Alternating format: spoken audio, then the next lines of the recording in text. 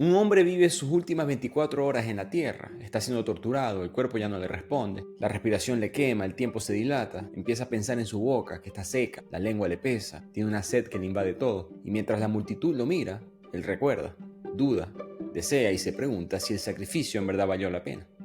La respuesta a dicha pregunta y la implicación de la pregunta cambia al leer la primera frase del libro que dice: siempre supe que sería condenado a muerte.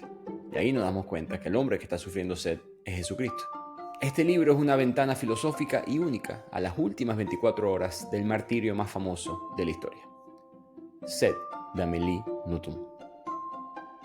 Bueno, mi gente, bienvenidos al último episodio del año 2025 de Bibliotequeando. Siempre me tomo una semana de descanso en las Navidades y ya se ha convertido en una tradición navideña en el podcast traer un libro que tenga que ver con la religión de una manera u otra, específicamente la cristiana. En el 2022 hice El Código Da Vinci, que es un libro más entretenido que con valor filosófico o histórico, pero fueron 2 episodios. Ese libro combinado con qué era verdad y qué era mentira de la obra. Año siguiente hice un episodio sobre la Navidad, sobre el origen. Año pasado hice el Evangelio según Jesucristo de José Saramago, que hablaremos de él bastante en este episodio. Y ahora Sed de Amélie Nothomb, la gran Nothomb, que ha escrito un libro todos los años, desde 1992. La conocen ya del episodio 147 de Los Aerostatos. Autora belga que escribe en francés y en una entrevista afirmó que con todo lo que ha escrito, todas esas obras fueron una preparación para escribir esta. Ella dijo que la idea la tuvo en la cabeza por mucho tiempo, pero que nunca lo escribió porque no se sintió suficientemente preparada para hacerlo. Creo que todo aspirante a escribir, a escritor, reconoce ese sentimiento. Pero es interesante porque ella piensa así, porque ella no es cristiana. Amélie Nothomb se ha descrito a sí misma como una mística sin religión. Se crió en la tradición católica, incorpora conceptos mitológicos, temas religiosos de dicha religión en su obra, pero no es religiosa en sí, en el sentido convencional. Pienso que después de leer el libro, ustedes me dirán si tengo razón, ella habrá sentido profundamente que escribir esta obra no era para entender la creencia católica o cristiana en sí, sino para entender el aspecto humano de la misma. Parecido a Borges en el poema Cristo en la Cruz, episodio 110. A Amélie Nothomb no le interesó mucho el concepto mitológico, religioso, la deidad de Jesús, le interesó el ser humano de Jesús. ¿Qué sentimientos, qué ideas, qué frustraciones se generan en la mente de alguien cuando pasa por una experiencia tan extrema desde el punto de vista humano como una crucifixión, como ser condenado a muerte? Por eso ella elige las últimas 24 horas de Jesús, básicamente, que son el juicio, su condena por Poncio Pilatos, su noche en prisión antes de la crucifixión, el Vía Crucis, el camino a la cruz, la crucifixión, el descenso del cuerpo y la resurrección. Así que ella no va a ir en contra de esos eventos. Jesús resucita en su versión de los hechos, pero veremos cómo teológicamente y filosóficamente tomó un camino totalmente diferente. De la perspectiva literaria, me parece que hizo lo correcto en elegir que Jesús narrara la historia, es desde su punto de vista. Él explica lo que siente, lo que piensa, anticipa el impacto de la crucifixión que va a tener en el mundo y cómo el mundo va a reaccionar a ella, pero de una manera mucho más humana y, diría yo, desconcertada. Muy parecido al Evangelio según Jesucristo de José Saramago, nuevamente episodio 148. Así que en este análisis de la perspectiva de Amélie Nothomb sobre Jesús en la cruz, no quiero dar mucho contexto ahorita, quiero darlo mientras vamos viendo las distintas escenas en el libro, pero mantengan en mente, vayan pensando en conceptos como el cuerpo como un vehículo de interpretación de la realidad, en Jesús como un ser humano, en la relación del sacrificio con el sufrimiento y en las implicaciones de eso en tu manera de ver el mundo. Pasemos entonces al análisis. Muchas gracias por seguir apoyando este podcast. Sigan dando 5 estrellas, uniéndose al Substack, al blog, el club de lectura, el Patreon. Si quieren unirse al club o simplemente quieren apoyar a la idea de Bibliotequeando, pueden hacerlo por ahí. Y por supuesto el canal de YouTube para seguir expandiendo esta idea de aprender a través de los libros. Entonces arranca el libro, como mencioné, con la impactante frase: siempre supe que me condenarían a muerte. Pero después de eso Jesús continúa diciendo: la ventaja de esa certeza es que pude centrar mi atención en lo que la merece, los detalles. Y ahí se acaba la frase, pero es muy interesante ya esa perspectiva porque coloca a un Jesús como una especie de zen contemplador que ahora puede vivir intensamente cada detalle de lo que ocurre al saber la conclusión de lo que va a ser estas últimas 24 horas. Él está en su juicio y se percata que uno por uno, todos los beneficiarios, 37 de sus milagros, gente que se benefició, que recibió los milagros de Jesús, están yendo al juicio a denunciarlo, a sacarle a él los trapos sucios. Se convierte el juicio con estos testigos en una especie de larga lista de mal agradecidos. El ex poseído de Cafarnaúm, en ese exorcismo de Jesús, cuando Jesús le quita a este demonio de encima, ese hombre dice: desde el exorcismo mi vida es de lo más banal. El antiguo ciego, que recuperó la vista gracias al milagro de Jesús, se quejó de lo feo que era el mundo. El antiguo leproso declara que ya nadie le da limosna. El sindicato de pescadores lo acusa a Jesús de haber favorecido a un grupo específico, a una cuadrilla, delante de todos los demás. Eso se refiere al milagro de Jesús cuando él ordena a un barco, cuando todos los barcos, todos los botes están sin poder pescar nada, le ordena que lancen la malla en un lugar específico y consiguen una pesca excesiva. Bueno, los pescadores de los otros botes están diciendo, no, y beneficiaste a ellos, pero nosotros nos quedamos igual. Una especie de favoritismo económico. Y finalmente Lázaro, el famoso hombre resucitado por Jesús, está contando en el juicio que es odioso, que es doloroso tener que vivir con un olor a cadáver encima. Al Jesús escucharlos a todos, declara que la única decepción de ellos fue que mi sufrimiento no se notara más. Jesús está dolido, con un dolor diferente a lo que estamos acostumbrados de él. Decepcionado, se siente traicionado, menospreciado. Y es tanto el asombro que él tiene por tanto malagradecimiento que su propia sorpresa no permite que su cuerpo manifieste la decepción que él siente. Cito al Jesús de Notum: mi sorpresa superaba con creces mi indignación. Y esta es una de las primeras escenas en el libro y de uno me amarró la obra porque el juicio pudo haber sido obvio, manipulado, pero fue más cruel aún en esta versión. Todos terminan evaluando, y esto es una pregunta muy filosófica que veremos después en la obra, terminan evaluando si el milagro en verdad valió la pena, que se conecta mucho al episodio 176, a la obra, mejor dicho, de Saramago, Caín, donde Dios es bastante errático, una especie de conserje de edificio omnipotente, pero con fallas, con errores, que está ajustando las válvulas con frecuencia para tratar de ajustar sus propios errores iniciales. Pensé en eso porque Jesús, en la obra de Notum, continúa diciendo: los humanos se quejan, con razón, de las imperfecciones del cuerpo. Pero la explicación es evidente. ¿Qué valor tendría una casa construida por un arquitecto sin hogar? Uno solo destaca en aquello que practica cotidianamente. Mi padre nunca tuvo cuerpo. Para ser un ignorante, creo que se las apañó, creo que se las hizo fabulosamente bien. Entonces ahí la autora planta la semilla de que Jesús ejerce el milagro por gracia de su Padre, pero no puede prever sus consecuencias. Evidencia de eso, todas estas personas criticando sus milagros en el juicio. Adicionalmente, y muy importante, este concepto de un Dios que no tiene cuerpo, que no puede saber exactamente cómo funcionan las cosas aquí en la tierra. Su hijo sí, y Jesús se está percatando de eso, pero él no. Y con eso vemos más detalles sobre los sentimientos de Jesús, en este caso el miedo a lo que viene. Lo cito: mi miedo de esa noche era un vértigo físico ante la idea de lo que iba a tener que soportar. De los torturados, los torturadores, se espera, estarán a la altura. Ahí termina la cita, también termina el juicio, está preso, trata de dormirse pero no puede, se tumba al suelo, trata de que su cuerpo caiga en un eterno reposo, pero falla. Cada vez que él cerraba los ojos se le venían las imágenes espeluznantes de lo que iba a suceder al día siguiente. Y como hacemos todo para distraernos, empieza a recordar otras épocas de su vida. Vuelve al día de su primer milagro. A mí siempre esto me pareció muy curioso y lo hablé en el episodio Borracho, que es un libro, un ensayo sobre la historia del alcohol. Y el autor mencionó en ese libro, qué curioso que el primer milagro de Jesús es convertir el agua en vino. Entonces él está recordando ese momento, en la boda de Caná de Galilea, y pensando en ese día, Jesús jocosamente empieza a recordar que, bueno, ir a una boda en compañía de tu madre es una experiencia bastante inquietante. Creo que es una experiencia que toda persona en sus 30 años soltera está muy bien familiarizada. El comentario de risa y Notum está tratando de mostrarte un Jesús mucho más humano, pero no se aleja tanto de lo que sale en el Evangelio de Juan. Y ese Evangelio va a ser muy importante en esta historia, porque ese es el único evangelio donde sale este milagro, por cierto. No aparece en los demás, en los otros tres, Marcos, Mateo y Lucas. Hablaremos por qué eso importa tanto más adelante. Pero en la Biblia, en la historia, María le dice a su hijo que se le acabó el vino a la boda. Y Jesús responde: mujer, ¿qué tenemos que ver tú y yo con esto? Todavía no ha llegado mi hora. Entonces un Jesús un poco molesto con su madre o fastidiado de que, ¿por qué esto es problema mío? Y Notum como que la coge por ahí en esta historia. La sensación es que Jesús está siendo expuesto antes de tiempo. Yo no hago milagros todavía. Soy el Hijo de Dios, pero hasta ahí, ¿no? Históricamente los primeros 30 años de Jesús son un misterio. No se sabe casi nada. Y pareciera que ese primer milagro está siendo él empujado a la vida pública por su madre, con la que tiene una muy buena relación en esta hora. Pero aún así sintió esa incomodidad de él no estar listo para esto, pero pareciera que la decisión es mía. Muy parecido nuevamente al Evangelio según Jesucristo de Saramago. Entonces Jesús recuerda ese día, la gente festejando, disfrutando de este vino. Pero eso al mismo tiempo es un recordatorio de que esta noche y mañana no van a haber milagros. En víspera de su muerte se está dando cuenta que no se avergüenza de nada, a excepción de una sola cosa en su vida: la historia de la higuera. Dice Jesús: la tomé de verdad como un inocente.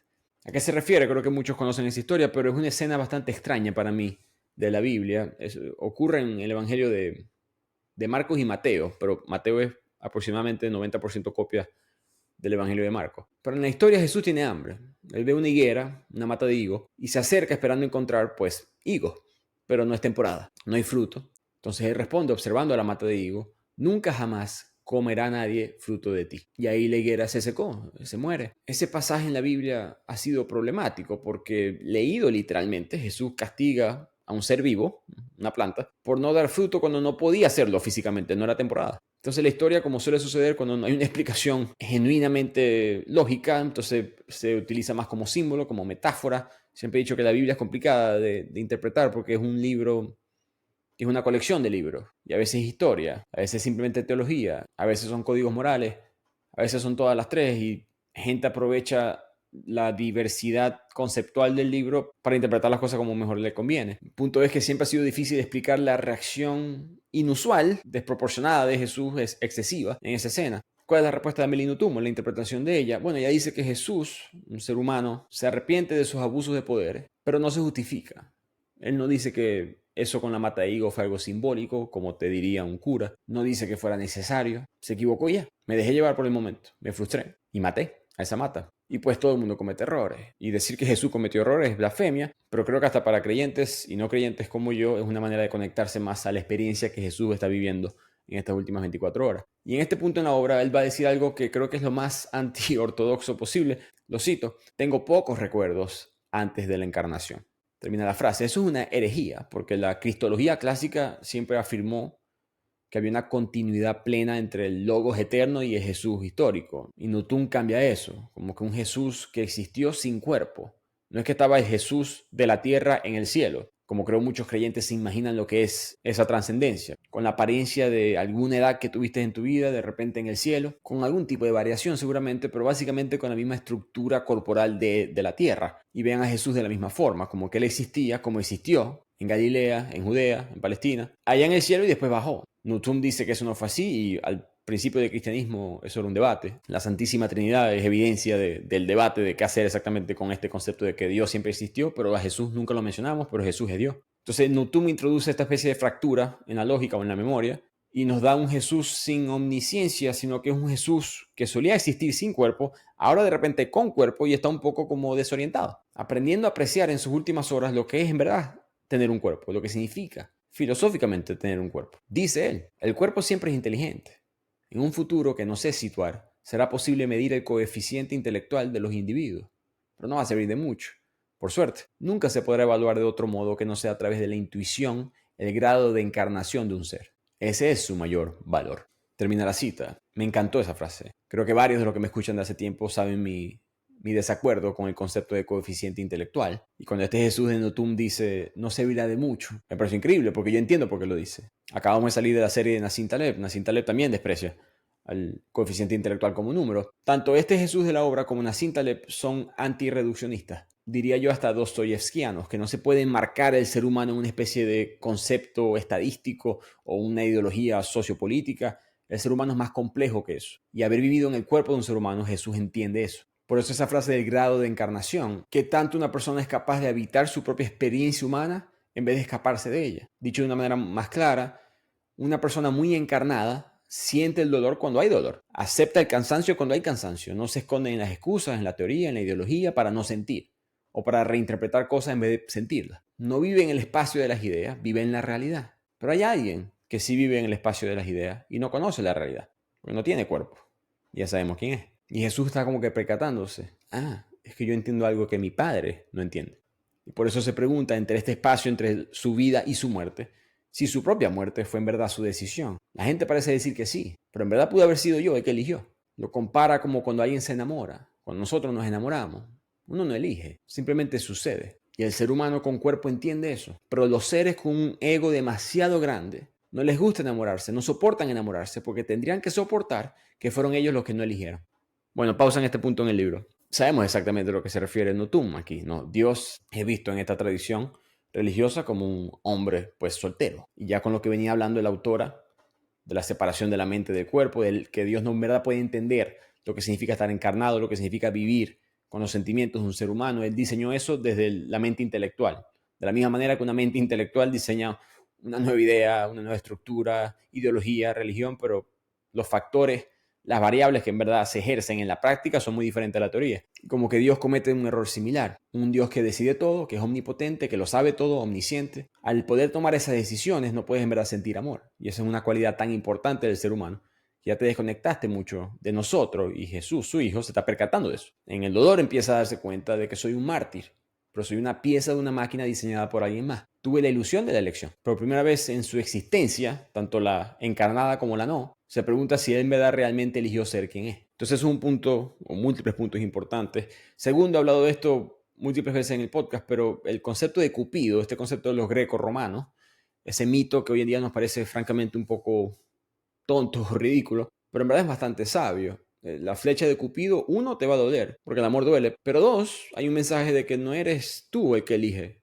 Nadie elige enamorarse, sucede por sí solo. Y sería un error, es un error confundirlo con una especie de transacción. Paréntesis en cuanto a eso, creo que por eso tanto sentimos, o hay muchos reportes de estos estudios, de que las aplicaciones de citas, Tinder, Bumble, Grindr, lo que sea, son muy buenas para conseguir parejas sexuales, pero para esa conexión el algoritmo parece fallar un poco. ¿Pero por qué falla? Si a mí también me gusta la misma música y esta persona dice que estos son sus intereses, porque no funciona exactamente así. Cierro el paréntesis, hay un mensaje de eso de Jesús explicando que alguien con demasiado ego no puede en verdad amar porque quiere elegir. No toleran ser los autores de su propia caída. Me parece un mensaje bastante importante. Otro punto, no pude evitar pensar en el hereje mayor, en Christopher Hitchens, que él solía decir en su típica elocuencia que el Dios bíblico no es un Dios del amor, sino es un Dios de mandato, de obediencia, de control.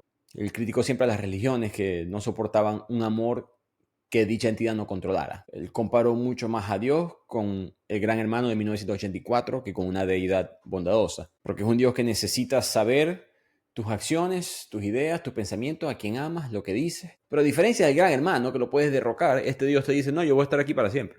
Una especie de Corea del Norte eterna. Y entonces Notum, con Jesús en sus últimas horas, nos hace pensar en qué si el amor ocurre cuando Dios deja de mandar, cuando Dios deja de elegir y permite que la experiencia corporal se dé por sí sola, sin mucha teología. Que nuevamente, para mí es el punto principal de esta obra. El sentirse verdaderamente humano, entender el precio de la encarnación, es el dolor, es la traición, es la decepción, es todos estos sentimientos que Jesús está viviendo, pero que hay una verdad detrás de eso. Y que si eliminas eso y vives en esta especie de oasis omnisciente, pues dejas de ser humano. Volviendo a la obra y volviendo a la encarnación, bueno, uno de los sentimientos más importantes, el amor, expresado físicamente con otra persona, en este caso el amor de Jesús por Magdalena, que era genuino, sincero, que lo mantuvo vivo por muchos tiempos. De todas las alegrías que él vivió, ninguna se igualó a poder contemplar su belleza, dice Jesús. En un momento cuando él la está observando, totalmente enamorado, ella le dice, deja de mirarme así. Y Jesús le respondió, es que eres mi vaso de agua. Recuerden esa frase.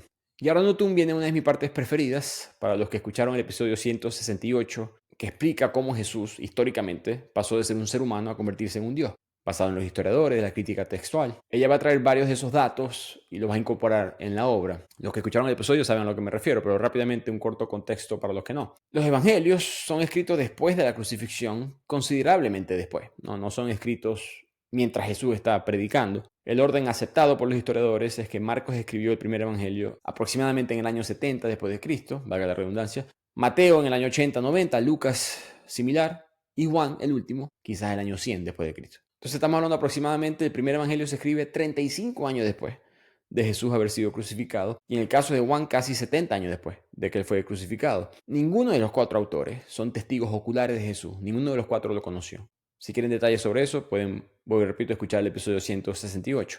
Pero lo importante aquí de todo eso para la obra de Seth de Notum es que Jesús dice, el único evangelista que ha manifestado un talento de escritor digno es Juan.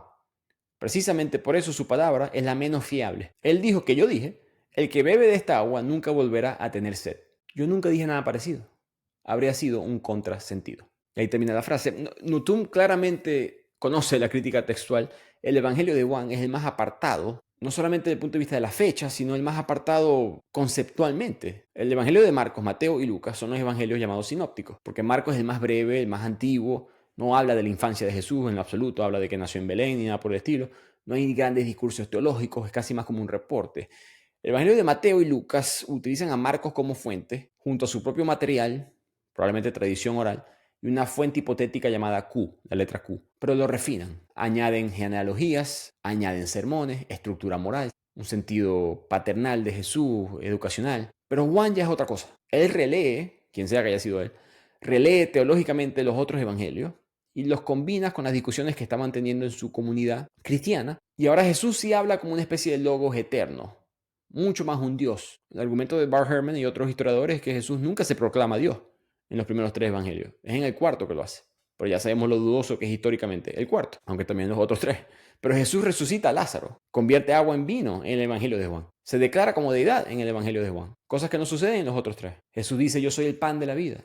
Yo soy la luz del mundo. Antes de que Abraham existiera, yo soy. Entonces, si resumimos todo eso, los evangelios sinópticos cuentan o al menos tratan de contarnos qué fue lo que hizo Jesús en vida. Juan intenta decirnos qué significaba o qué era Jesús. Y por eso es el más artístico, el más literario. Les leo aquí la última frase del evangelio de Juan. Jesús hizo muchas otras cosas, tantas que, si se escribiera cada una de ellas, creo que no cabrían en el mundo todos los libros que serían escritos.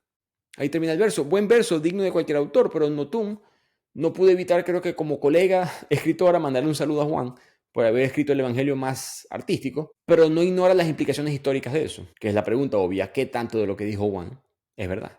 Y Jesús sabe eso. Este Jesús, como pudieron darse cuenta, está bastante consciente de lo que pasará en el futuro. Por eso ya él sabe lo que va a escribir Juan, capítulo 4, versículo 14, el que bebe de esta agua nunca volverá a tener sed. Y Jesús dice, yo nunca dije eso. ¿Por qué rechaza esa frase? ¿Por qué le molesta esa frase? Bueno, les leo una frase un poco larga, pero importante de lo que dice Jesús. Jesús de Notum, por supuesto. Ninguna sensación evoca tanto lo que deseo inspirar como la sed. Sin duda esa es la razón por la cual nadie la ha sentido como la siento yo. En verdad les digo, cultivad lo que sentís cuando estás muriendo de sed. Ese es un impulso místico, no es ninguna metáfora. Cuando dejamos de tener hambre, a eso lo llamamos saciedad. Cuando dejamos de estar cansados, a eso lo llamamos descanso. Cuando dejamos de sufrir, a eso lo llamamos alivio. Pero al dejar de tener sed, no lo llamamos de ningún modo. Y ahí termina la frase. Un mensaje de la importancia de tener la experiencia práctica en la vida, no separar la idea del cuerpo. Y él quiere predicar, Jesús quiere que entendamos la intensidad de dicha experiencia. A diferencia del hambre, a diferencia del cansancio, la sed no se puede negociar, es la más intensa. El cuerpo entra en una urgencia absoluta, todo lo demás desaparece, y Dios, que no tiene cuerpo, no siente la sed. ¿Cómo lo va a poder entender? Él no sabe lo que es ser nosotros. Sabe crearnos, nos hizo. Nutum nos aleja de esa teología, pero hay una limitación de lo que él puede entender en su mente y poder ver la totalidad de sus naturales consecuencias en la práctica. El espíritu no tiene sed, Dios no tiene sed, solamente el cuerpo encarnado tiene sed. Así que a diferencia del Evangelio según Jesucristo de Saramago, que es un Jesús impotente ante su Padre, ante Dios, este también tiene la misma impotencia, pero decide predicar. Mucho más teológico este Jesús. Predica que cultives la sed, no en el sentido masoquista, sino en el sentido de no huirle a la experiencia cuando el cuerpo reclama algo esencial. La mística tradicional te promete plenitud, unión, descanso. La autora propone la experiencia más cercana a la verdad, que es la carencia absoluta. La sed es lo más auténtico dentro de esa carencia para Jesús y es mucho más real que cualquier visión celestial, porque no se puede fingir. Cuando yo estaba leyendo e interpretando esta parte, me quedé pensando que una de las razones por las cuales el cristianismo ha sobrevivido milenios y seguirá haciéndolo. Si recuerdan nuevamente el Evangelio según Jesucristo de Saramago, Dios le dice en una escena a Jesús, predica, di parábolas y vas a contradecirte a veces, porque vas a hablar tanto que vas a decir cosas que no tienen sentido con lo que dijiste unos días atrás, pero no importa, mejor. La frase exacta de Dios del libro de Saramago es, hay que dejar inquietas a la persona, envueltas en dudas, inducirlas a pensar que si no consiguen entender, la culpa es suya. Historias, parábolas, ejemplos morales, aunque tengas que retorcer un poco la ley, no importa. Ahí termina la cita. Y pareciera que este Jesús está haciendo lo mismo. Entonces la habilidad del cristianismo de tener distintas ideas, de tantas interpretaciones, le permite sobrevivir. Debajo todo de esta verdad de un Dios, un Jesús, la Santísima Trinidad, como lo queramos ver. Pero el cristianismo clásico glorifica el sufrimiento, le da sentido al mismo. Hemos hablado de eso en otras obras literarias que toman ese concepto, tanto dostoyevskiana como de Chesterton. La idea es obvia. Mi hijo, Dios dice, el Dios, sufrió como ustedes. De hecho, sufrió peor que muchos de ustedes. Y eso es una justificación. La teología cristiana no es que acepta el sufrimiento, él lo justifica. Es válido, no es coincidencia que haya tantos mártires en el cristianismo. El peligro obvio de ese, y hay múltiples, es que cuando el sufrimiento adquiere sentido, se puede convertir en un instrumento. El cristianismo quiere cerrar el sufrimiento, encasillarlo, y Seth, el libro de Notum, se niega a hacer eso. La glorificación cristiana dice que esto vale la pena, y Notum, con un toque quizás más nihilista, nos dice que esto es lo que hay cuando se cae todo tipo de explicación. El sentimiento es tan intenso, es una encarnación tan fuerte, llega a una dimensión tan grande que los demás sufrimientos son un poco amortiguados. se reducen. ¿Cómo siento el dolor de los latigazos? ¿Cómo siento el dolor de la tortura con esta sed tan intensa? ¿Y qué falla que es no tener esa sensación en cosas más normales de la vida? Jesús en el camino a la cruz, con la cruz encima. Pero él dice que no hay nada tan extraordinario como la vida normal. El pan recién salido del horno, caminar descalzo sobre la arena, respirar a pleno pulmón, acostarse con la mujer que ama. Pero esos pensamientos son interrumpidos por los procedimientos que ya conocemos. Como dice Jesús en esta obra, comienzan las payasadas. Se queja de la corona de espinas, del sol candente, la cruz encima, gritos de personas, espectadores diciéndole, ¿y ahora qué? Ya no te la dabas de listo. ¿Por qué no utilizas la magia para librarte de esta? Si eres el Hijo de Dios, pídele a tu Padre que te libre de esta. Todo ese tipo de frases. Jesús no responde, pero sí responde a sí mismo y dice, el ridículo no mata. Y yo lo lamento. Empieza a quejarse también de la mala interpretación de los evangelios que vendrán en el futuro. Mateo capítulo 11, versículo 30. Porque mi yugo es fácil y ligera mi carga.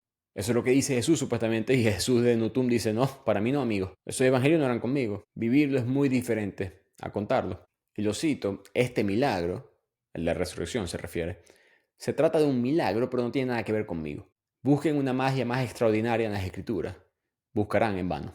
Termina la frase. En este punto ahora en la hora ya empieza la crucifixión. Que por cierto, paréntesis, todas las estatuas que la gente ve de la crucifixión, creo que universalmente todas tienen una especie de manto o trapo cubriendo las partes privadas de Jesús. Eso no fue así. La crucifixión era un ritual de humillación, entre otras cosas. Él estuvo expuesto, él estaba desnudo. Todo el mundo que crucificaban estaba desnudo, con la intención de causarles dolor no solamente físico, sino psicológico. Pero dicho dolor pasa a segundo plano porque la sed, como mencionamos, es la protagonista. Jesús empieza a explicar que los clavos que te atraviesen los pies y las manos no es tan doloroso como la gente cree. Lo que duele más es el peso de tu cuerpo en esos clavos. No te puedes mover ni un centímetro, dice, que es desesperante. Y con esa rabia y ese dolor, él progresivamente se aleja de su padre. Nuevamente cita de que estas verdades intensas solamente se saben teniendo sed, experimentando el amor. Él siente que la encarnación del cuerpo y la dimensión absoluta del amor de él y Magdalena, esa expresión física de dicho amor, era la máxima intensidad también, que él no lo puede entender. Por eso esa frase al principio, de cuando Jesús la está mirando y él le dice, tú eres mi vaso de agua. Todo se conecta para Jesús en sus últimos minutos. Y lo cito. Lo que mi padre me está infligiendo demuestra un desprecio por el cuerpo tan profundo que siempre dejará alguna huella. Padre, simplemente, te has visto superado por tu invento. Termina la cita, Jesús básicamente diciéndole a su padre, te quedó grande el invento. Buen invento, pero está más allá de tus habilidades.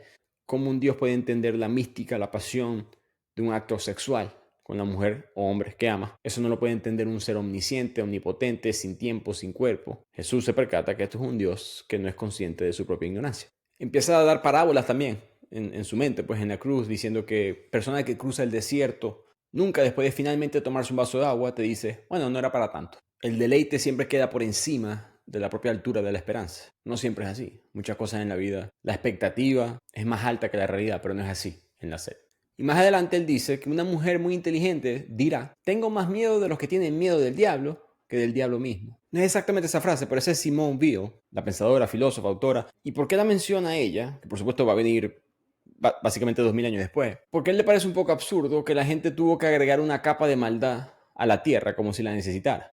Y Simone Weil, en el mundo de las ideologías, desconfiaba no del mal de manera abstracta, sino de quienes creen combatirlo desde el miedo, desde la pureza, de la superioridad moral. Para ella el verdadero peligro no es el diablo, sino el fanatismo que se cree que está del lado del bien. Y Jesús desde la cruz está exactamente viviendo las consecuencias de eso. Y ahora Jesús, y esto es coincidencia, pero va a volver a pensamientos que hablamos en los últimos 3 episodios de Nassim Taleb. Nassim Taleb se queja de políticos que quieren igualdad en la educación, por ejemplo, pero después ponen a sus hijos en los colegios privados. Jesús dice algo muy similar. Él dice, imagínense un ser que con la intención de convencer a los demás que se hagan vegetarianos, sacrifica un cordero. Ustedes se reirían en su cara. ¿Y a qué se refiere Jesús aquí? Bueno, ese es Dios. Miren a su hijo, yo estoy aquí en la cruz, sufriendo. Yo soy el cordero de Dios, sacrificado mientras estamos predicando, ama al prójimo como a ti mismo. Eso no tiene sentido, y lo peor es que la gente va a hablar de estos siglos y siglos. Se percata Jesús en la cruz, ya lo sabía, pero ahora entiende las implicaciones de eso. Y se molesta nuevamente por lo distorsionado que están los evangelios con la realidad. Lucas va a escribir, Padre, perdónalos porque no saben lo que hacen. Eso no fue así. Yo no dije eso. Además que sería un despropósito. Al que debería de perdonar es a mí mismo. Yo soy el más cobarde de los hombres, pero yo no le voy a pedir perdón a mi padre en este momento. Me siento aliviado por no haberlo hecho. Dice el Jesús de la obra. O sea, está molesto con que él está siendo sacrificado, mientras el mensaje es lo opuesto. Y mucho más impactante, también él está desautorizando a los evangelios. específicamente en este punto la frase Padre, perdónalos porque no saben lo que hacen, del Evangelio de Lucas. Esa frase cumple una función de consagrar a Jesús como un intercesor universal. Jesús mediando entre la maldad del ser humano que va a ser erradicada con el mensaje cristiano y el Dios que está protegiéndonos desde allá arriba. Y Jesús pues absorbiendo toda esa culpa, muriendo por nuestros pecados. Esa frase es perfecta para fundar la idea del cristianismo. Es tan perfecta que es sospechosa. ¿Recuerdan lo que dijimos al principio del orden de los evangelios? Bueno, Lucas es el tercero. En el evangelio de Marcos, que es el primero, Jesús en el camino a la cruz no dice nada, absolutamente nada. Los dos ladrones se burlan de él cuando ya están en la cruz. La gente lo escupe, lo insultan. Y vuelvo, repito, no hay ni una sola palabra de Jesús. Hasta que mira al cielo y ya clavado en la cruz, en sus últimas, él dice, Dios, ¿por qué me has abandonado? Y ahí muere. Ahí se acaba la crucifixión con Marcos. En Lucas, unos 20, 30 años después de Marcos, Jesús ahora está en el camino a la cruz enseñando teología. Con la cruz encima, con los latigazos, con la tortura, con los escupitajos. Le dice a unas mujeres que están llorando por él, hija de Jerusalén, no lloréis por mí, llorad más bien por vosotras mismas y por vuestros hijos. Y ya en la cruz, él dice, Padre, perdónalos porque no saben lo que hacen. Y antes de decir eso, tiene una conversación con los ladrones, con solamente uno, el otro se burla de él. Y es la famosa conversación cuando Jesús le dice a uno de esos ladrones que en verdad te digo que hoy vas a estar conmigo en el paraíso. Hoy mismo vas a llegar al cielo. Y en Lucas nunca dice Dios, ¿por qué me has abandonado? No encajaría con la historia. Jesús dice, Padre, a tus manos te encomiendo mi espíritu. Entonces casi otra persona. Si no sabes de qué estamos hablando, decimos que son dos crucifixiones diferentes.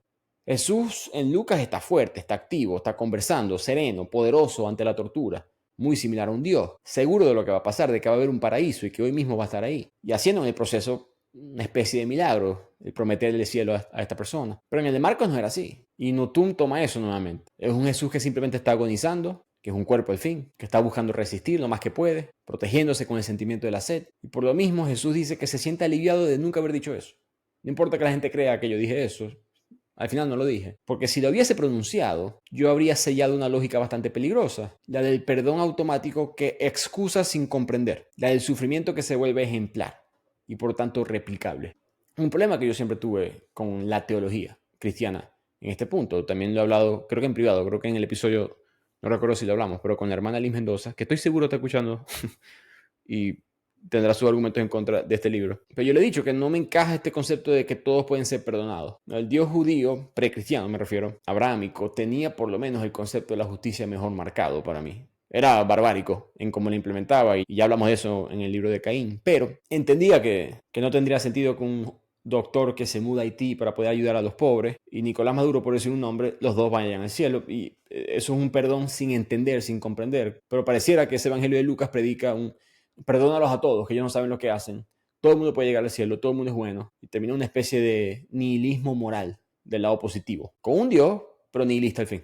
Finalmente, ya falleciendo, en honor al mensaje, Jesús dice, tengo sed, pero todavía puedo hallar la felicidad en un sorbo de agua. Viene esa escena famosa de los romanos que le ponen esa esponja con una lanza cerca de su boca y él absorbe esa agua y eso para él fue una especie de éxtasis. Admira al filósofo Epicuro que una vez dijo un vaso de agua y me muero de placer. Busqué esa frase y no la conseguí de manera literal, pero sí Epicuro dijo algo similar. Él escribió que el mayor placer no está en el exceso, sino en la satisfacción de una necesidad real.